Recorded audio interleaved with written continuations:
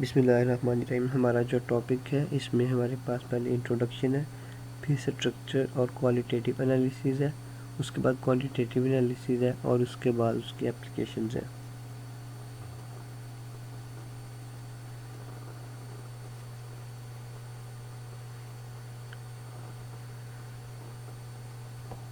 Atomic fluorescence spectroscopy has been used in the analysis of more than 60 elements। ये हमारे पास 60 elements के analysis के लिए इस्तेमाल की जाती है।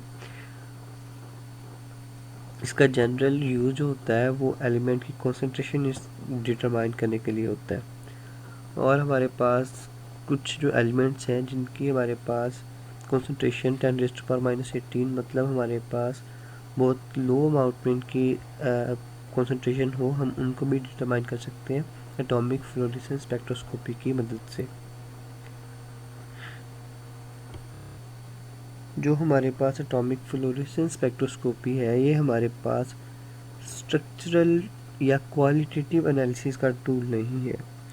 उसकी वजह ये है कि कुछ एलिमेंट्स जिनके हमारे पास स्ट्रक्चर्स मिलते जुलते होते हैं, सिमिलर होते हैं, उनका फ्लूरेसेंस स्पेक्ट्रा भी सिमिलर आता है, जिसकी वजह से उनको डिटेक्ट करना मुश्किल हो जाता है।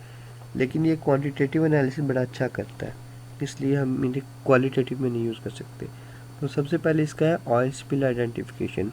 ऑयल स्पिल क्या होता है कि एक ऑयल जो है, इन ऑर्गेनिक ऑयल जो है हमारे पास, वो कहीं पे लीकेज हो जाए तो उसकी आइडेंटिफिकेशन के लिए तो सबसे पहले कि बड़ी वैल्यूएबल साबित होता है उसकी आइडेंटिफिकेशन में।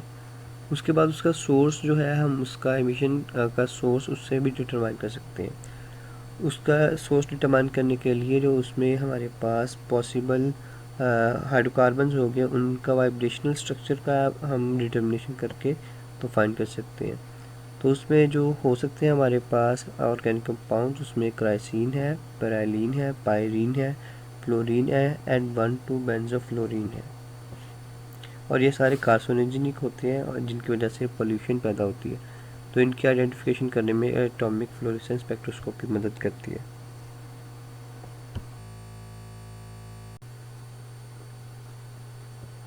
Chemical equilibria and kinetics. Fluorescence जो है ये हमारे पास इक्विलिब्रिया और काइनेटिक्स को डिटरमिन करने के लिए भी इस्तेमाल होती है। जिस तरह हम एटॉमिक एब्जॉर्प्शन स्पेक्ट्रोस्कोपी को यूज़ कर सकते हैं, इसी तरह एटॉमिक फ्लोरेसेंस को भी यूज़ कर सकते हैं। जो हमारे पास कुछ डिटेक्शंस होते हैं जिनमें कॉन्सेंट्रेशन बहुत लो होती है, उनकी कॉन्सेंट्रेशन को डिटरमिन करने के लिए एटॉमिक फ्लोरेसेंस को यूज़ किया जा सकता है, क्योंकि इसकी सेंसिटिविटी काफ़ी ज़्यादा होती है।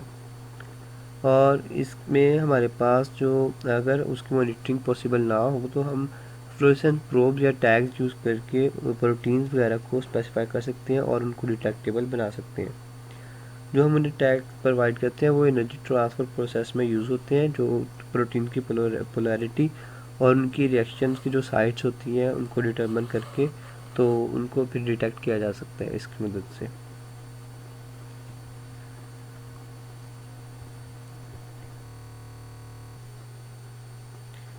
क्वांटिटेटिव डिटर्मिनेशन में हम ऐसा करते हैं कि एक ग्राफ प्लॉट करते हैं कॉन्सेंट्रेशन का इंटेंसिटी के साथ।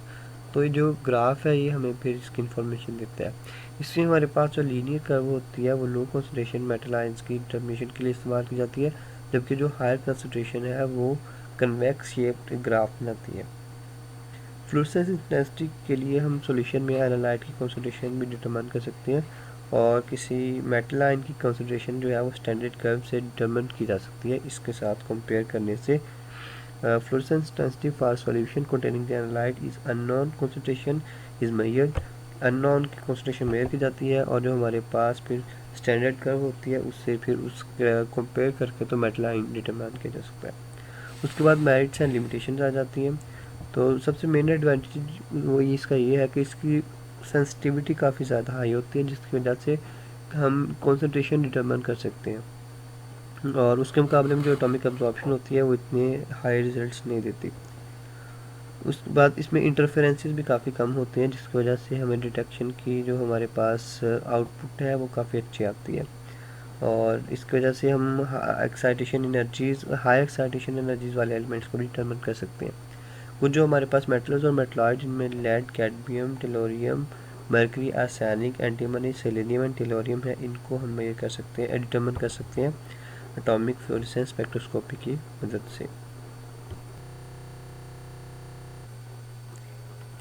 हमारे पास जो इसकी डिटेक्शन होती है वो एटॉमिक एब्जॉर्प्शन स्पेक्ट्रोस्कोपी और एमिशन स्पेक्ट्रोस्कोपी से मिलती होती है, लेकिन रिजल्ट्स काफ़ी डिफरेंट होते हैं क्योंकि इसमें सेंसिटिविटी काफ़ी हाई होती है और हमारे पास जो लो डिटेक्शन लिमिट है वो काफ़ी अच्छी होती है कि हमारे पास जो मरकरी, आर्सेनिक, एंटीमनी और सेलेनियम जैसे एलिमेंट्स को भी हम डिटरमिन कर सकते हैं। उसके बाद हम सैंपल को सॉलिड में हो, लिक्विड में हो या गैसियस स्टेट में हो, हम उसे डिटरमिन कर सकते हैं। वैसे ज़्यादातर सारे एलिमेंट्स को सबसे पहले लिक्विड में ट्रांसफ़र करना पड़ता है, लिक्विड फेज में। अगर हम इसके साथ कोई और टेक्निक का इस्तेमाल करें तो हमारे पास काफ़ी अच्छी इंफॉर्मेशन आ जाती है। जैसे कि अगर क्रोमेटोग्राफी का इस्तेमाल करें तो हमारे पास केमिकल फॉर्म ऑफ एनालाइट जो है वो आ जाती हैं, जैसे कि speciation studies carried out in environmental sample के इन्वायरमेंटल सैंपल की स्पेसिफिक स्टडीज़ को भी हम पॉसिबल कर सकते हैं अगर हम इसके साथ क्रोमेटोग्राफी को भी इस्तेमाल करें।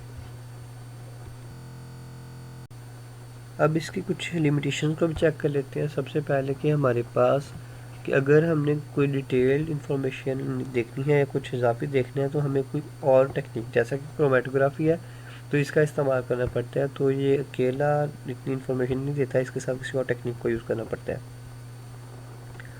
तो उसके बाद के सैम्पल प्रिपरेशन थोड़ी सी इसमें है कि वो थोड़ी सी मुश्किल है और थोड़ा टाइम कंज्यूमिंग है। उसके बाद जो हमारे पास एनालिसिस है, इसमें हमारे पास केमिकल इंटरफेरेंस हो सकती है, केमिकल रिएक्शन एनालाइट के दरमियान और हमारे पास जो सैंपल है उसके दरमियान, जिसकी वजह से हमें जो फ्री आइटम प्रोड्यूस है उसकी मिकदार कम हो जाती है और हमारे पास जो रिज़ल्ट है वो कुछ बेहतर नहीं आता।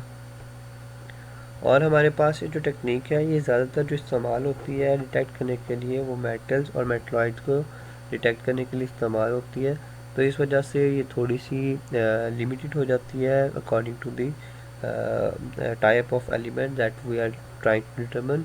सो ये हमारे पास थोड़ी सी इसकी लिमिटेशंस हैं। ओके, खुदा हाफिज़।